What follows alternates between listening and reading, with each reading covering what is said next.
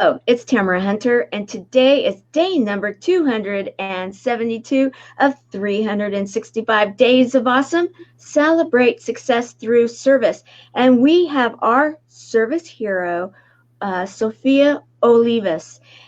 I want to tell you about this amazing woman. She has traveled throughout the world. You're going to find out that she's a go-getter and she is into adventures and doing some really cool stuff and truly making a difference. So, welcome. Welcome, Sophia. Thank you, Tamara. Pleasure to be here. You and I met because you are a part of an organization, or you joined Speakers Pathway Coalition, right? Yes, that's right. And you did that because you have a mission and a purpose that you want to take out to the world. I do. I came about it. I started writing a book, and it got published and took off and hit the bestsellers list. And next thing you know, people were asking to book me, and I got whisked away to this tiny little film festival in Utah. You might have heard of it. It's called Sundance. Oh, yeah. From there, people were wanting to book me, and I got my first booking. And so I quickly saw that I needed a coach and needed some people that were pretty keen on how to do this and navigate me through that. And I found Dawn and Jim at Speakers Pathway have been absolutely rocking it since then. They're pretty incredible, aren't they? The two founders, Don McGrath, and thank you, Don, two of his faves. I love it. I'll take it. and Jim Grant. We have Eric Zuley here right now. Thank you very much. Just great to see you, Eric. And so you kind of like me, I kind of backdoored into a few things. I didn't decide. Cancer decided to visit me. And so then it was like, okay, I then ended up with a mission. You, young person, very go-getter, do business. You decide that you're going to do something. You do stuff big, don't you? Why not? What's the difference, right? I love it. You could go in, or you could jump in and you still get wet. Yeah, I love it. Okay, so what we're gonna do is I'm gonna kind of like talk to everybody about why I'm so excited, and then we're gonna bring everybody through the story. Sure. You know something that I absolutely have no clue about, and I think there's a lot of us that are like me. Yes, I am at the tail end of the baby boomers, wink, wink. Yeah. And our way of thinking about money is the old fashioned way, In fact, I had to talk family members into not writing checks at places, right? Yeah, I still have family members that do that. Right. And it was like, oh, how dare I think that plastic could have anything to do with currency. Now we have things like Bitcoin and stuff, right? That people are like talking about and doing stuff with, and I have absolutely no clue. However, I know I need to, right? Well, so I'm going to challenge you and throw a challenge flag here. Okay. Do you have any type of credit card or debit card that you've been using? Yes. Okay, so you already know about this technology. When you speak about Bitcoin, what you're really talking about is digital or cryptocurrency, and many people have been using it for years. So it's built upon something called blockchain technology, and that really is the silent poverty killer that I wanted to speak about today, and how to leverage that technology to eradicate poverty. Okay, let me get my mind wrapped around this, because I've never heard this before. And it's actually, right now, what you're doing for me, I think you're going to be doing for many people, is you're kind of calming me down a bit about this whole idea. So what you're saying is cryptocurrency is similar to the technology that I talked my family members into, or blockchain, that I talked them into becoming like with it, with a debit card, and that has now a chip in it. Is that correct? That's digital currency, right? That your card that you're using, that's not paper money. That's a digital currency. It exists in the ethers, right? It's tied to something, an account or a credit card or something like that. But it's digital, and cryptocurrency is digital currency. So people have been using it for quite some time. It's just that it's founded upon something called blockchain technology. And at this point, something like Bitcoin isn't tied to something like the dollar or paper currency, but they call it, what in that world they call it fiat currency. So fiat currency, like the car. I had one a long time ago. It was a Fiat Spider. And it had these really cute little, so I'm thinking Fiat. Oh, cool, But that's a little different, I'm sure. Does it Fiat stand for something? It just refers to the paper currency, and that would take a long time to go back into the history of how it got pulled off the gold standard, and then it's really not backed by anything, and that's what fiat currency is. It's fictitious money that's not built upon anything other than we all say it means something and has some value.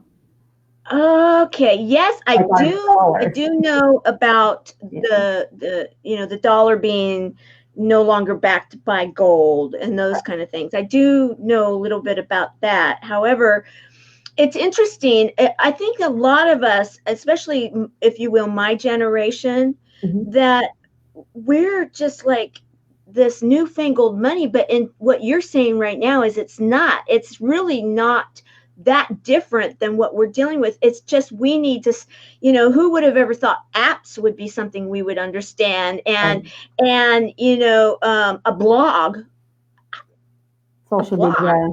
I mean, now we think of a blog and let me go read it. We know what that means, right? So just opening our mind up a bit to the idea that it's just the newer way. Is it more efficient? So we're going to talk about it. Well, is it more efficient to bring over, let's say you've got $100 and your friend needs to borrow money, or you need to pay a vendor or somebody $100.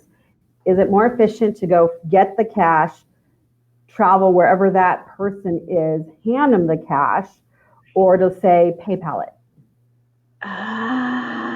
That's digital currency. PayPal is a digital currency, right? You're sending it over digitally. Okay. So it's technology that we've all been using. When it starts to get a little bit more in depth is how it's built and how it's not tied to, because PayPal is tied to, it can be tied to your bank account, or it's tied to a PayPal account, which translates to American dollars or whatever form of currency that you are working out of your PayPal account. So if we could just take a step back so that people kind of understand some of the verbiage. So blockchain is the technology that all this is built. So I'm going to give you two types of analogy to kind of help you understand really simply what it is. So blockchain would be like the railroad, like the tracks, and something like cryptocurrencies. And one of the currencies that most people are familiar with is called Bitcoin. That's a type of cryptocurrency. That's the car that goes on the train track. So that's one analogy. Nice picture. Another way to think about it is if you are a PC person, you have what's called Windows, right? You work out of Windows. That's your environment that you work out of. But then they build apps such as like Microsoft Office that operates within the Windows environment. So blockchain would be Windows, and cryptocurrency would be like Microsoft Office. So it'd be those types of currency. You probably heard in the news that Facebook is coming out with their crypto coin, which is called Libra, and JP Morgan Chase is they're creating their own coin as well. So these are types of cryptocurrencies that are in the mainstream that are going to be coming out alongside of Bitcoin. They'll be known as what's called altcoins, like alternative coins. Since Bitcoin was the first, it's kind of like the dollar. Everything's kind of hedged against it and based against it. Okay. So all right. Blockchain, just to talk a little bit more about that and why it can eradicate poverty, is the thing about it is it's a term what's called immutable. So it's like a bank ledger.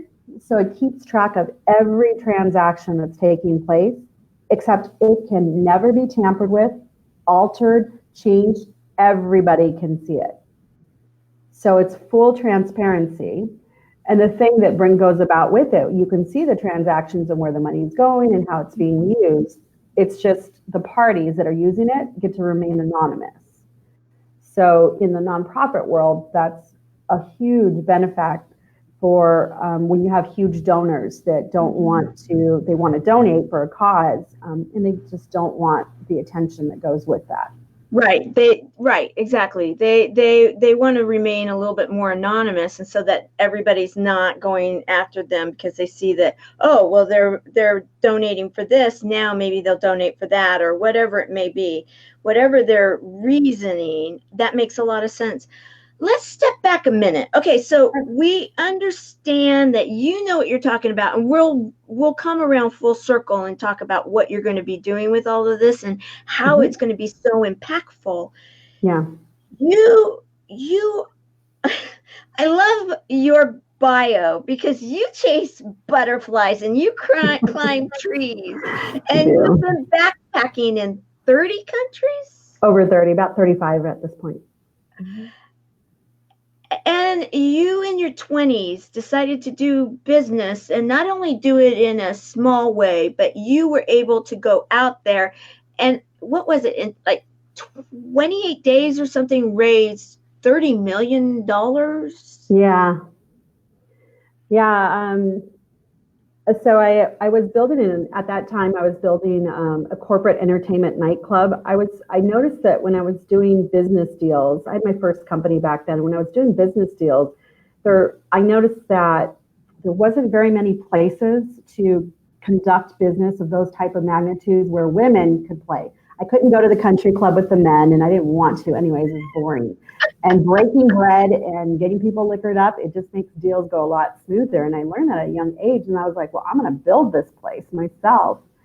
And so I decided to create this corporate entertainment club. And at the time, this is a few decades back, I built it on the shores of the Tempe Town Lake, which wasn't there at the time. And this is in Arizona. Okay. And what I didn't know in my youth and naivety is that the whole project at that time was based upon Arizona was receiving a new stadium for the Cardinals NFL football team. And it had always been in Tempe. And we thought for sure Tempe was going to get the official stadium because they were working out of Arizona State University Stadium. Okay. And what I didn't know is they were never going to get it because they're in the no-fly zone over the airport. And so I raised $30 million in 28 days, had like the best architects, just like an incredible, ready to rock and roll and break ground, and we didn't get the stadium. And, it was a really, really valuable lesson to learn at that age, is about tying things to things you have no control over, I was completely dependent on that, and I just didn't even realize that. So it was a fantastic lesson, and got my feet wet into venture capital and capital raising, and I learned so much, and so I got to use those skills and help my clients after that. So you were in your 20s. How into your 20s were you? I was, count my age, probably around 23. 22, 23. You know what? I want to let this sink into some people, that you at 23, give or take, you had the foresight to see the need, not only just see the need, but actually go out there, be able to translate it into like, okay, this is why we need to do this.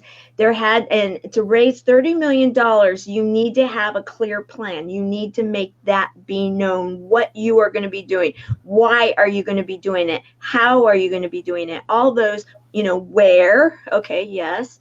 but you have to make that all clear. It has to be clear communication to say, okay, this is what we're going to do. This is why we believe you need to look at this. Let's make this happen.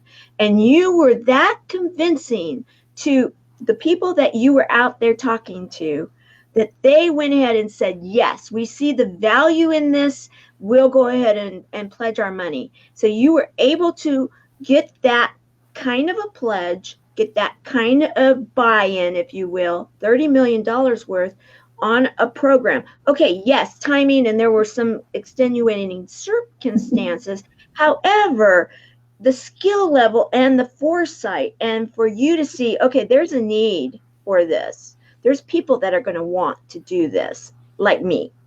I want to do something like this, so I'm going to model it after me. So you then were able to, and this is what I want people to understand of all ages. It doesn't matter how old you are. It doesn't. No.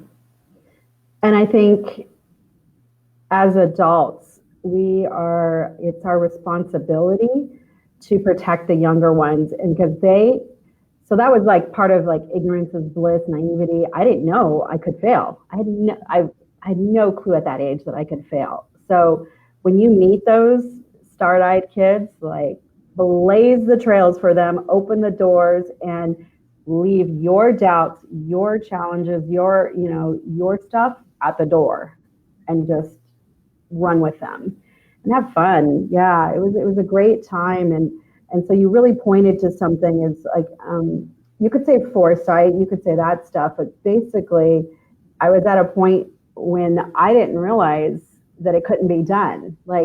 And I also learned something valuable. Raising under $1 million is way harder than raising bigger money. Really?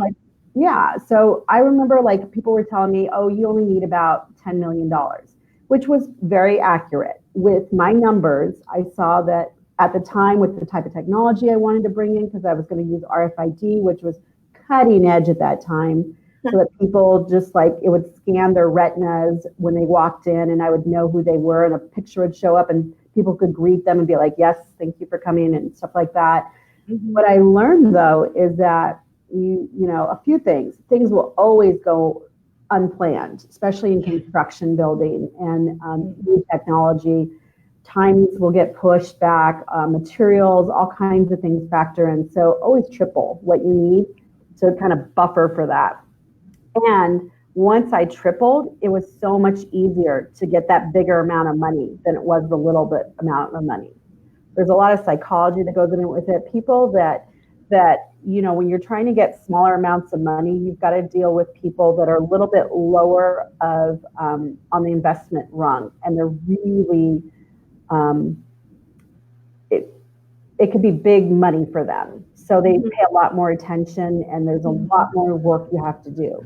Going for your money, you're doing the same amount of work, and you're getting way more money, and they're not as eagle eye on it, I would say.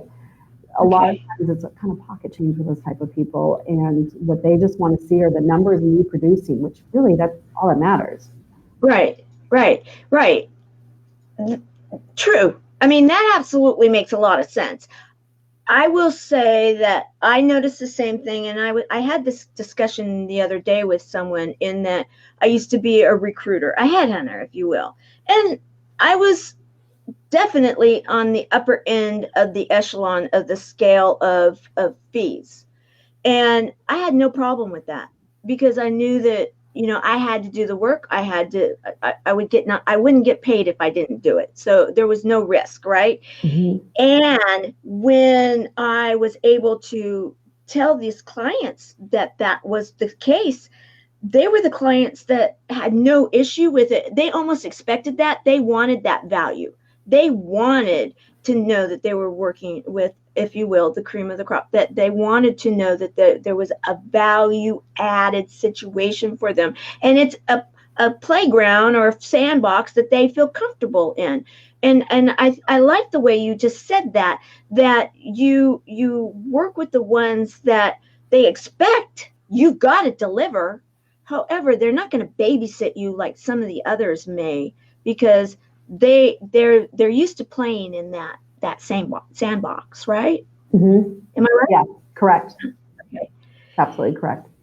Okay, so you then, okay, so you can do it. Can't, Swampy, we got people that are like so excited, and they're comparing notes where they're from right now. We've got Louisiana, we got Chicago checking in, we've got California here, we got a few people from different areas of the United States right now. I wouldn't be surprised if we start getting some of our international friends coming, and I really hope they do because of what we're going to be sharing here in a few minutes. Yeah. And in fact, I will get my international ambassadors involved from my nonprofit to start sharing this message out there, and they'll be thrilled to get that assignment, if you will.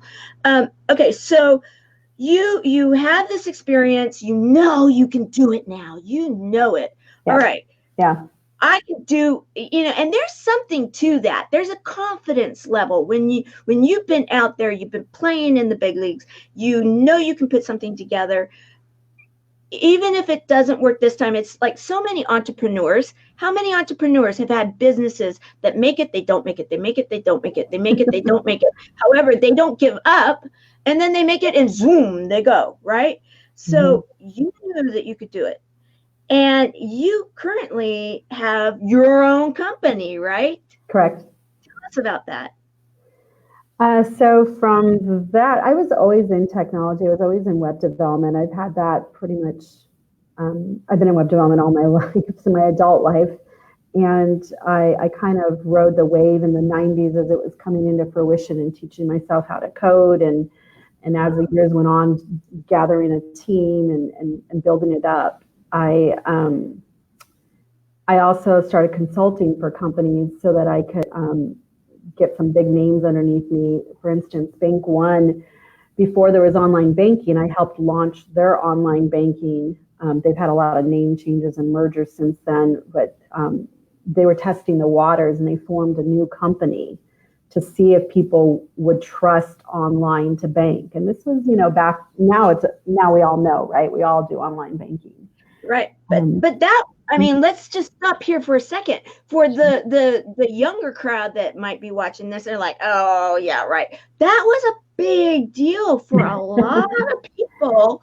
And still I know, because the one that I was talking about, the checks, exactly. and the debit card, they equally don't trust the computer. Oh, how dare someone will steal the information, and there's a lot of mistrust in certain generational kind of people. And so to be in the forefront of that's kind of very exciting and interesting. So you were able to, and where did you start with your coding? Did you start with like HTML or something like that and then build from there? This was before HTML. That's a recent thing. That's more recent. Yeah, this was back when there was BASIC, Perl, Java, C++. Okay. A few languages back before that, and then they've kind of gotten around. And, yeah. Okay. All right. So back in the days before we have all the Windows stuff, it was the back end, the ones and the zeros and the DOS or the Java and all of that world. Okay, gotcha. Okay, so anybody that's watching this, we've got an idea. Okay, so then you decide that you're going to be entrepreneurial. You put together teams. You become a consultant. You are smart about it. You decide you're going to go out there, get some good names and testimonials and that kind of stuff, right? And then be able to say, okay, I've worked with these guys. Now let me work with you. Yeah, and what I learned is not interested in the big players, how they run their business and the politics that are involved. And what I really saw is that I loved kind of like so I'm an artist, web developers are artists. So I love taking somebody's idea and concept and entrepreneurs and bringing it to fruition and watching them just take off. So I loved working with small businesses. As soon as they got bigger and grew up, which is what they're supposed to do, I'd push them on to somebody else and then start with them. Next. And I also found when I was very young, I was like, I remember asking, we had something in when I was a senior in high school, there was this, I don't know if they still do it.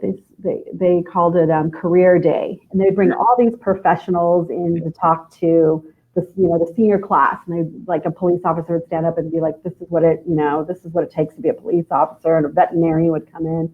Like, the whole day you'd listen to these adults, and I was like front row and center, and I'm like on my edge, like listening, and like at the very end they gave like 3 minutes for questions. And so I'm like raising my hand, and I'm like, okay, let me get this straight. So you're telling me that I've got to go take out a loan that's going to take me 30 years to pay off so I can go to school to learn how to make somebody else rich in hopes that when I'm 65, I could still hike Machu Picchu. So here I am at the principal's office, and I'm like, right? Because I still feel very vindicated in my argument, in my question, right? Right. Now, mind you, I have a really high GPA at this point. I got an early scholarship. I mean, I completed college and high school at the same time, and so the principal's like, "What are you doing here?" And I said, "What can I do from anywhere in the world? Like, that's not geo-tethered, and the principal at that time, like, really didn't have anything to offer me. And I'm like, this internet thing, it's going to catch on, and rolled with it. You know what? I get the butterfly chasing and tree climbing thing. It's because what you are saying when you talk about that is that you're not going to let anything take away your free spirit. And yes, you have the intelligence. I can see it. Everybody, I'm sure, can. However, sometimes when you have that intelligence, we all know those people. I know a few that they then get really tied into, I'm going to crunch this and I'm going to do that. And they kind of become exactly the opposite. And with your artistic spirit, along with your intellect, you're a unique beast, if you will, if you don't mind me calling it that way. It's a compliment. It doesn't get me dates. So you have, it's called Graythorn Marketing, correct? Correct. Okay, so I'm going to put this up here. Graythorn Marketing, and I love this. I found this on your Graythorn Marketing, and this kind of like sums back up what we were just talking about. Some people are more in the corner there with their virtual eyes going on, and they're living through that virtual screen. Right. Or they're addicted to it, and I know maybe a lot of your viewers are feeling, one of a few different ways. One is that technology is the ruin of us. I've heard about a lot of foreshadowing of apocalypse, and a lot of people have seen enough of the Terminator and things like that. And a lot of people are seeing that the millennials, how addicted, there's like a true addiction to electronic devices. Like, you try to take, if you're one of the unfortunate people that have given your youngsters a digital device when they were before the age of 3, try to take it away from them. It's pretty harsh. So I spoke at the conference for global transformation, and I spoke about how technology makes us more human, and how we can actually, because I wanted to flip it on the head, and I want people to really focus on what technology. You could look at all that other stuff that people have arguments for, and they're valid.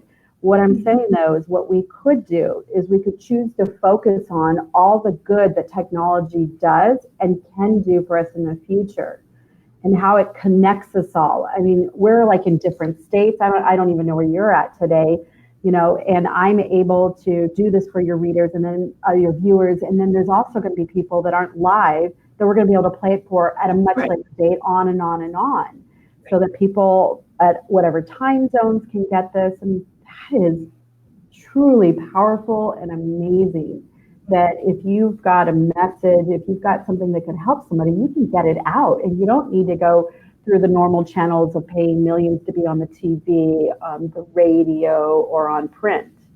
The newspapers that are going out of business. There's other ways that we can get it to each other and connect with each other. Absolutely. I couldn't have said it better myself, because I completely concur. That's what I am experiencing. And as you know, I also have a nonprofit, and the nonprofit is using the digital platforms to build and create that connection. And we believe that we do have connections, because the way that our bodies and our brains work, as you know, and how you were talking, is that 3% is really our conscious brain, 97% is the unconscious brain. And the unconscious brain doesn't know that, it will not necessarily remember, was I in the same room with you? Or am I seeing you through a digital situation, and we are in the same, country? Even we could be in different countries, and it doesn't matter. When we're thinking back on it, it will be, what I don't quite remember. I'm gonna have to go check that out. And there's so much power in that, and you are harnessing that for what you now want to do, because you have the abilities. You can make things happen. That you can go out there and create businesses, and you can help not only have your own business, but you've helped other entrepreneurs. And that has been your passion, and you have found that that's really your sweet spot, that you hand off once they grow up, like you said. It's like, okay, you've grown up, I'm kicking you out of the nest, you can go over here. I'm going to go work with these guys now and help them to grow up, and so that they can fly away too. And you're taking that, and you are now building and working and creating a nonprofit that is doing some exciting stuff. I'm not going to give it away. I'm going to let you start talking about it, because I have to say, it is thrilling to me what you're doing. This is certainly service hero stuff, like on the nth degree. So why don't you kind of talk about what you're doing with marrying all this together in a nonprofit and kind of digital worldwide thing? Yeah, absolutely. And thank you. You're welcome. So if we were to look at the different ways that the nonprofit world works, we could group it into two, just being really general, two different ways. There is what the majority of the nonprofits do, which is reactive. So there's like the food aid crisis, the refugee aid crisis, the water crisis, but that's all after the fact. And it's all got valid, it's definitely needed. And there's some amazing people, projects, programs that are out there. I learned a long time ago when I was young, I've had mentors. I left home when I was 14. I disagreed with how my father was raising me, and I thought I could do better. I left and did way better. And so I've had these mentors all throughout my life, even to this day, that have just, crafted me and developed and watched over me while I stretched and grew. And one of them mentioned when I was very young, he said, if you ever have a particular sticky situation, a challenge, especially one that's like cyclical, that seems like it's reoccurring, like it's always been that way, will always be that way. Like if you have that conversation going, he said, identify the source and work at the source. That's where the most leverage, that's where you get the most leverage. So the other way of working that some specific little nonprofits are focusing on is preventative, like at the source. And there's not a lot of glory there, because it's really hard to quantify when you're working at a source of something, which is why the medical field makes so much money in treatment, because you can quantify, like, I was hurting, I was at a 10. I mean, you say, okay, you came in, your pain level was at a 10, and now you're at a 3. We won, yay. Yeah. But when I say I prevented 50 million people from becoming poor and malnourished and mental health issues, and I stopped, 60% of violence from happening, I can't quantify that, right? If I'm preventing it, it's really hard to quantify. And at the same time, it's where the most leverage is. So that's really what we focus on. So Hope of Hope, we're like in the middle of a name change right here, but Hope of Hope, what we focus on is alleviating mental health, poverty, and violence. And the way that we can alleviate mental health and violence is through eradicating poverty. Mm-hmm. And the way to do that is through utilizing technology. And I'll be getting into blockchain and crypto, as we spoke about in the beginning. And I'm going to talk first about what happened in 2015, because there's a lot of people that have, for a lot of years, a lot of amazing Nobel Peace Prize winning people, MIT laureates, like just some amazing people that have been working, dealing with hunger issues. Like there's the Hunger Project. There's so many things that have been working on this. So what we're going to be talking about, and so that you have the filter and how to listen for this, is that technology is finally caught up to where we can actually now utilize it to actually eradicate it. So eradicate poverty. So one of the things is that I want to give you some statistics so that you can kind of get an idea of what we're looking at. Nearly half of the world's population, so that's more than 3 billion people, live on less than $2.50 a day. $2.50 a day. Right. More than 1.3 billion live in extreme poverty, which is designated as less than $1.25 a day. Wow. So that's 80% of the population, of the world population, live on less than $10 a day. And that's a sobering statistic. And it is absolutely, when people talk to us in the United States and they're like, you just really have no idea how good you've got it, and that you're in the top this or the top that because you're making what the world sees as a great salary, or at the end of the year, this is what you've brought home. And yet so many of the United States citizens don't see it that way, because they think, they've got to have it this way, or they've got to do it that way. They've bought into this message. They've seen that marketing, all of those things, and they're thinking, oh no, I don't have that country club membership. I'm not in, driving that Ferrari, or I'm not able to go have, like this grand meal out. And so then they're comparing themselves with those people. And yet so many people don't understand the fact that they have a bed, that they have a roof, that they're drinking clean water, and that they have clothing that they can actually change and wash the other set and have something else to put on, and that they actually have shoes for everybody in their family. That is so much more than most people have on this earth.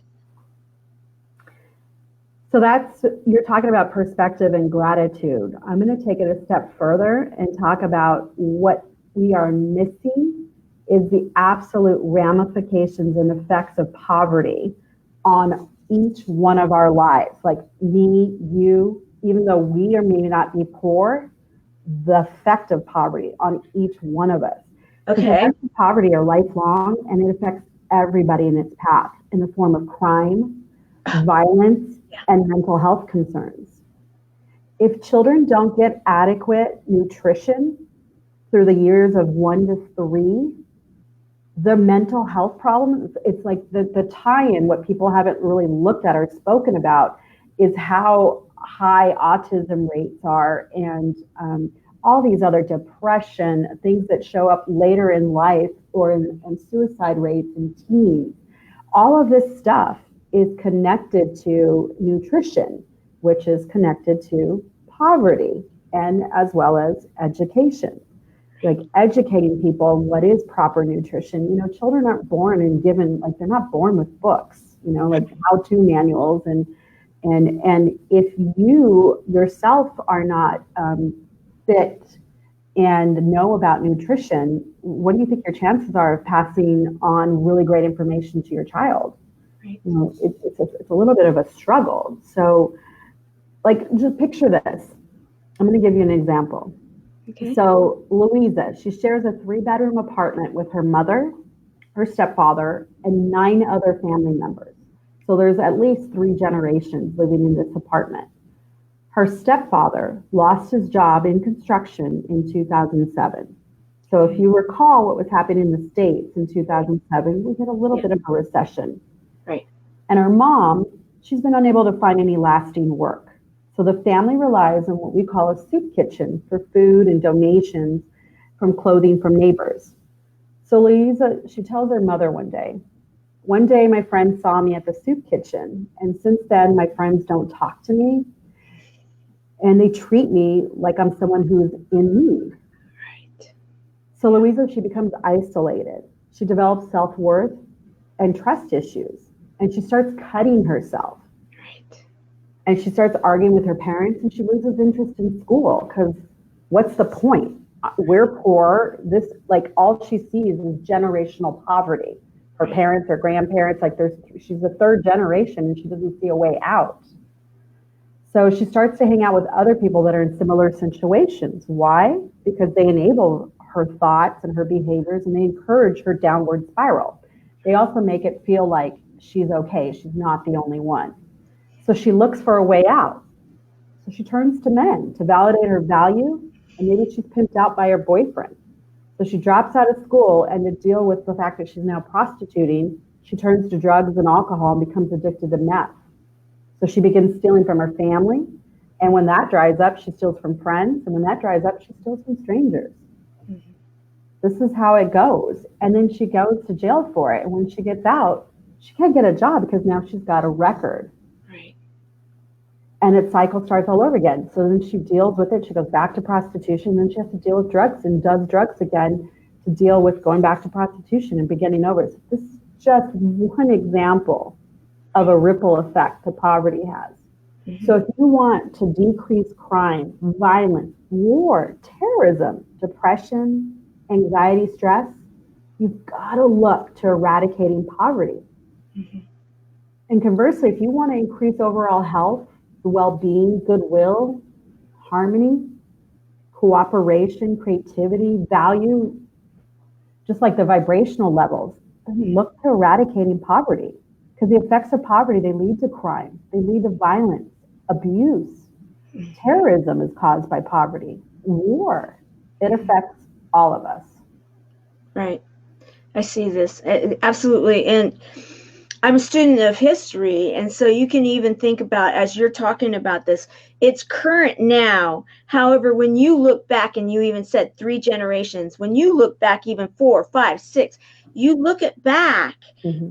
even different parts of the world, you can see these issues that in some countries it has been generational for not only decades, but centuries.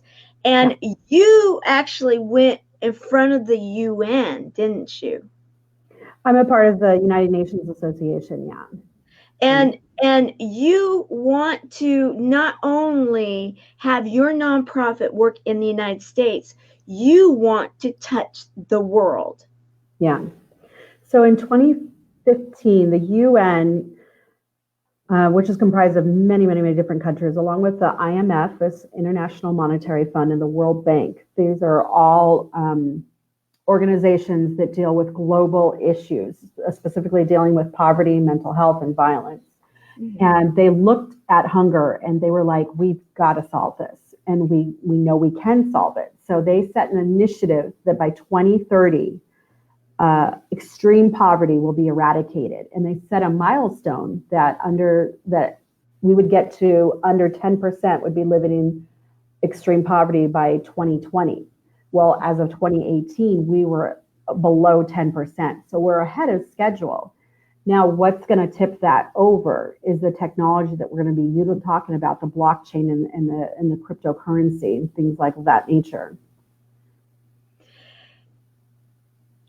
The full circle is coming now. The story of the full circle. So in what you're doing, and it makes sense that you're doing it, because you don't see that anything is too big for you, do you? No. No. I love it. You're my kind of girl. Love it. And so you and I were visiting about the fact that, okay, even the idea of having a show or getting your message out there in the different platforms, that this is a way, as you were talking about the fact that the digital world, the internet, we can take our message out there. People don't even remember, where were you at that moment in time? Were you in the same country? Were you in different parts of the world when you were talking? I mean, I did a webinar. I got up in the middle of the night. It was for Bangladesh. It was a business. They were all there. I'm, here in my studio talking to them. And it was like I was in their offices. I really, truly felt like I was. I know that I got up in the middle of the night. I mean, my mind knows the facts. However, when I was looking at the whole situation, because it was really cool how we did it. And so I got to see the behind the scenes, and I got to see what I was doing. And so that it was almost like a 360. And that's pretty much how you feel when you go visit an office and you give a discussion, you lead a discussion, you teach something, a concept. You are going to be going out there, and you believe that by empowering, and you're going for women, right? Is this kind of like your direction? This is back to identifying the source and getting the most leverage. So it's the chicken and the egg thing. But if we look at what's the source of life and what is the majority of the time the creation and the raising of life, we will be looking at women.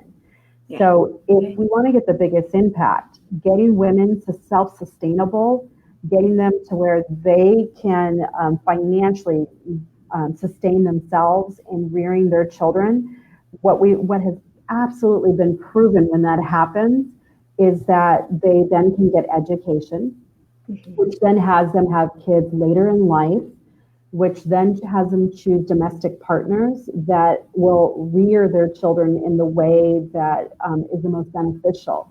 So the domestic abuse goes down so quickly when that occurs, because they're not going to choose partners that that are out of alignment with where they're going, and they know their worth.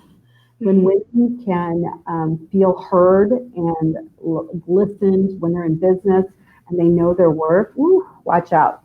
Yeah. You have a world. You've got a world that's looking pretty good.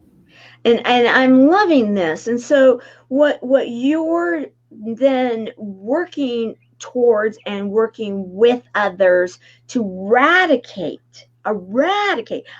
Yeah. Get your thoughts around this, guys. Eradicate the fact that we have this poverty that has created the food insecurity, the malnutrition, then that causes, as the domino effect, that then it is affecting all of us. And I love the fact that you really spent the time and really educated us today to share and say, you may think that you're removed from this, but, think again. You're not. You're not. Because we are truly a global community. Right? Absolutely. It's the butterfly effect that they speak about. What happens somewhere affects all of us. We can't turn our eyes anymore. We can't avert from what's going on, even if only to stop the effects from affecting ourselves personally and the ones that we love. What would open up? So just kind of think about, in America, we have, just in case some of your international people, we even have commercials on things about something that everybody's experienced hunger at one point or another. Now, first world hunger is something where, like, have a Snickers, right? Like where we even have a word for it. We call it hangry, right? Yeah, right. I know a few people that get hangry when it's like, I'm hearing something, and like for me, I can't focus when I'm hungry. Yeah. So for me, I can't focus when I'm hungry. I'm irritable. I'm short-tempered. I can't create when I'm hungry. Right. And so imagine a population in general that does that. Yeah. You don't think that's going to affect us? Like, because if you meet somebody that's hangry, the first thing you want to do is feed them. Like, here's Yeah. the Snickers. Like that's what we do, Right. right? So Right. now think about the world. If you think about that, there's people that are just that one aspect of poverty, the hunger issue. Now, if that was solved, now imagine what that's like. Like, imagine when you're hungry and you get fed, how Yeah. effective you are. Yeah. Like all these people that are just all they can do is focus on their hunger, right? So they can't add value right now. They can't look for a job. They got to feed themselves. They can't. There's so many things that once we just fix that and just get that going, the velocity to which the world will just evolve is going to be astronomical. If you think that there's money in war, I'm here to tell people wait till you solve poverty. The Mm-hmm. money, the capitalism that will go about that, the opportunities that will open up will dwarf any type of money that they think in reconstruction and in warmongering. It's just going to dwarf that. My first thought went to here, and I just want to confirm that I'm thinking along the right lines, because what I'm hearing is that even the lack of food and being hungry, that affects people even in their sleep. So then you add sleep deprivation because they can't sleep because they're hungry, and then you can't think because you're hungry and you're sleep deprived, and then the lack of decisions, and then that anger, and on and on and on and on. And I'm just thinking, you are absolutely right. I know for me, my bigger issue is in my own personal life is if I'm sleepy. I mean, if you start seeing tears, you've got to ask if I had a good night's sleep the night before, because it might just be that's one of my things that happens. And so we all know that being deprived of something basic, there's basic things, and really that food, it makes a lot of sense. So in turning this together and really buttoning it all up, what is your next step, and how can people help and get behind you? Yeah, so absolutely. So what we're looking at is the biggest financial impact would be in third world countries at this point. So more than 2 billion people worldwide are unbanked, meaning that they live hundreds, sometimes thousands of miles away from some financial institution. Oh, sure. So to explain what that means is that you can't open a business. You are absolutely doomed to poverty in those areas because you will never get beyond the barter system and what the barter system allows. So if I have a cow and I can offer milk or meat, but you have nothing I want, then I can't buy from you and you can't buy from me. Like, so the barter system is just like condemning people to poverty. And it's because they don't have any financial institutions around them. So that's something that this technology handles, because it's interesting fact to know more people have a cell phone than have access to clean water, toilets, and electricity. So in third world countries, for every like 100 people, there's 100, so there's like 1.15 smartphones per person. So that's all you need to access this technology. You can get in business, you can receive donations. So if there's people that are like locked in and they're having like a natural event or even something that's man-made, an event that's occurring, you can get the money directly to those who need it immediately without the stops that the governments currently have. Sometimes money like wire transfers take time. And sometimes they're held up when they're in amounts over $10,000. They're scrutinized and all kinds of things like that. So what we're really looking at is how to get this technology into third world countries. We want to work with governments and other nonprofits that are working in the preventative side versus the reactionary. So, and also philanthropists that are up for leveraging technology and that are excited about that. So those three things. So any type of governmental context that you might have in third world countries, any other organizations, programs, or projects, even think tanks that are working and looking at leveraging and working on the preventative side, and then any philanthropists that are in alignment with that. Okay. Well, I'm glad we're talking about this, because actually I'm thinking, and in fact, I'm going to I'm going to tag them and say, okay, you need to watch this, and then we need to do an introduction, because we've been preparing for our nonprofit to go global. And so we do have in some of these areas, and it just so happens that some of the forward thinking people that see need, that want, that have a personal reason for something like cancer, because, think about it, it's really rampant in a lot of areas throughout the world, and they don't even have the same kind of medical care. And I mean, this all goes hand in glove, even in what you're talking about, because we can start getting what you're doing in place, then what is happening on our side will start to diminish, and we will not see as many, I believe, cases. I mean, I really think this way, and that's why I even have one of my sponsors is a group that has an educational forum to help educate to decrease stress, because if we can do those things, we will help to decrease the issues that are dealt with when you have disease, when you have these traumas and these effects, like the opiate crisis, the sex trafficking crisis. You have all of these, war. I mean, everything you've talked about. If we can start, I love this. You went back, you took us through your whole way of thinking, and you go to the source.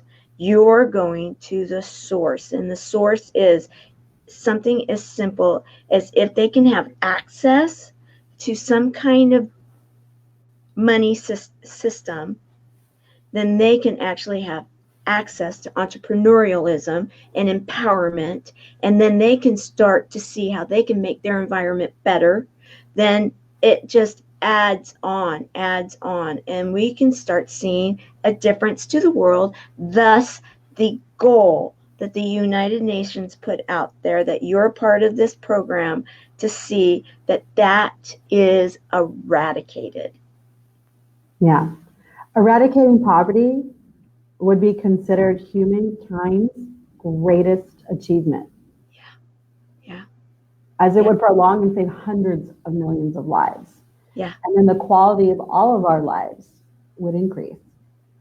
I see it. I absolutely do.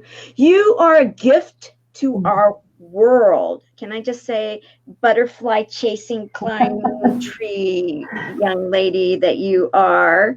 You are pretty spectacular, and I'm honored to know you and to be able to share your story.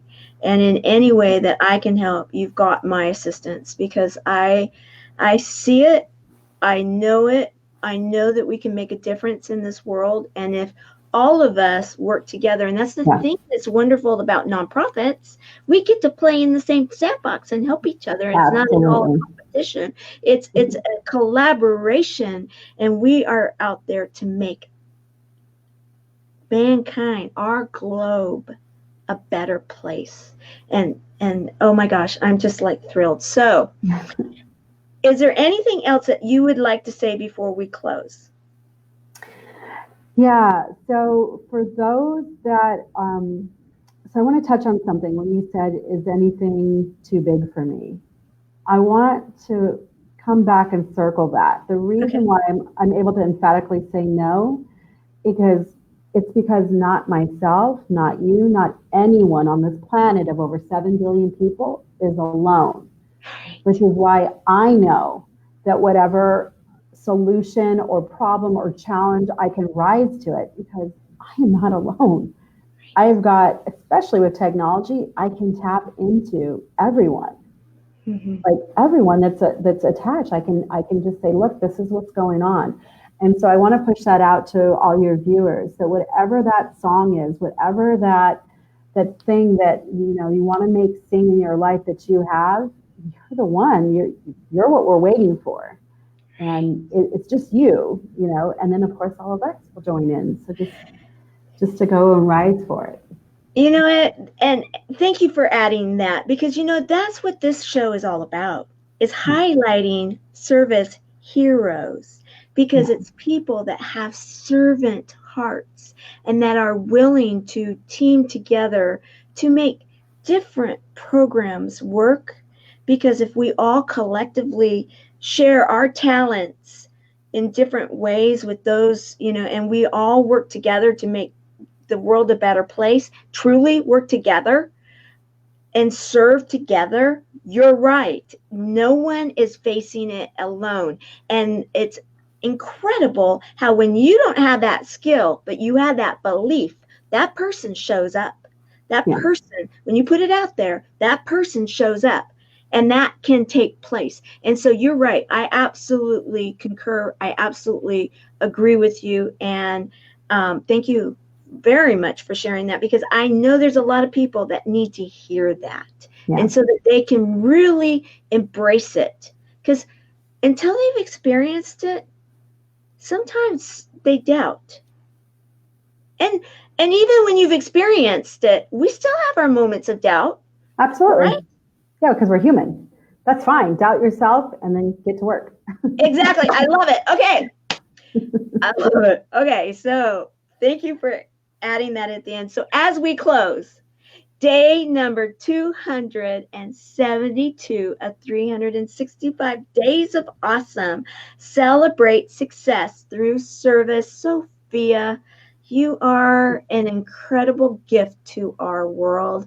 I believe, I want to say I know that you were brought here at a time in our lives to help us make a difference with each other. And in going to the source and understanding and going to the source and knowing that you can do this and that you can help others to do it too, we will truly end poverty throughout the world.